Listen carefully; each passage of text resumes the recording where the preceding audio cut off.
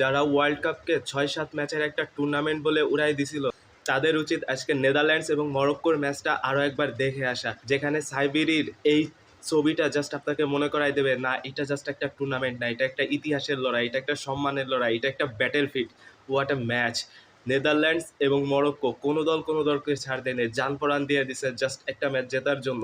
Morocco 70% বল দখলে রাখছে, শেষ পর্যন্ত 90 মিনিটের মাথায় তারা সমতা সুযোগ গোল করছে।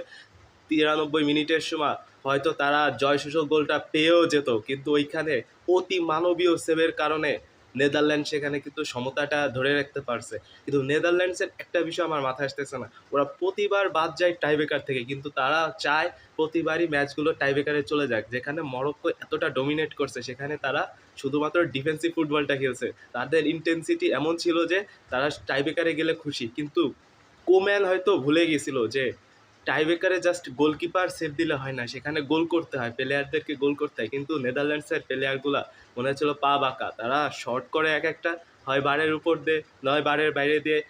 এই সুযোগটা কাজে লাগিয়েছে ইয়াসিন বুনো, সে বুঝে গেছে যে যেই সাইডে মারবে একটু উঁচু করে মারবে, যাতে যদি ডাইভও দেয় হালকা করে যাতে গোলটা হয়ে যায়। সেইখান থেকে সে লাস্ট যে সেভটা দিছে, ও আউটস্ট্যান্ডিং ছিল। সে ওইখানে দাঁড়ায় আছে, জাস্ট সরে গেছে যে উঁচু দিয়ে মারলেও যাতে আমি এটা ঠেকাই দিতে পারি, সে ঠেকাই দিছে। মরক্কো ইতিহাস করছে, নেদারল্যান্ডসকে হারাই দিয়ে তারা এখন রাউন্ড অফ 16-এ। What a match, what a beautiful match. এবং সাইবেরির এই ছবিটা বারবার আপনাকে মনে করাই দেবে না, it's not just 6-7 match tournament, it's a battle field.